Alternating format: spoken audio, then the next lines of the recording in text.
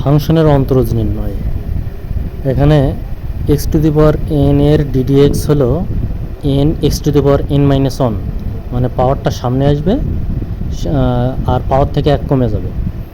তাহলে আমরা যদি এক্সকে এক্সের সাপেক্ষে অন্তরজ করি তাহলে পাবো ওয়ান। আবার সাইন এক্সকে এক্সের সাপেক্ষে অন্তরজ করলে কস এক্স, কস এক্সকে এক্সের সাপেক্ষে অন্তরজ করলে মাইনাস সাইন এক্স। তাহলে সাইন এক্সকে অন্তরজ করলে কস এক্স, কস এক্সকে অন্তরজ করলে মাইনাস সাইন এক্স। আবার ট্যান এক্সকে অন্তরজ করলে সেক স্কোয়ার এক্স। তারপর কট এক্সের অন্তরজ হলো মাইনাস কোসেক স্কোয়ার এক্স। আবার সেক এক্সের অন্তরজ হলো sec x tan x. Cosec এক্সের অন্তরজ minus cosec x cot x.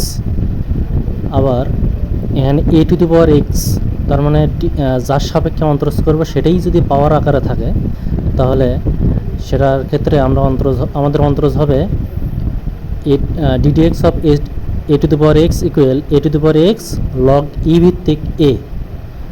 আবার ই টু দি পাওয়ার এক্সকে অন্তরজ করলে ই টু দি পাওয়ার এক্সই হয়, এটার কোনো পরিবর্তন নাই। আবার লগের ভিত্তি ই যদি হয়, যে লগ ই ভিত্তিক এক্স, সেটা হবে ওয়ান ভাগ এক্স। আবার বিপরীত ত্রিকোণমিতিক ফাংশনের ক্ষেত্রে যদি অন্তরজ দেখি, সেখানে আছে হলো সাইন ইনভার্স এক্সের অন্তরজ হলো ওয়ান ভাগ root one minus x square. আবার কস ইনভার্স এক্স সমান হলো মাইনাস ওয়ান ভাগ root over one minus x square. আবার ট্যান ইনভার্স এক্সের অন্তরজ হলো ওয়ান ভাগ one plus x square. Cot inverse এক্সের অন্তরজ হলো মাইনাস ওয়ান ভাগ one plus x square. Sec inverse এক্সের অন্তরজ হলো ওয়ান ভাগ modulus x root over x square minus one. আবার কোসেক ইনভার্স এক্সের অন্তরজ হলো মাইনাস ওয়ান ভাগ modulus x root over x square minus one.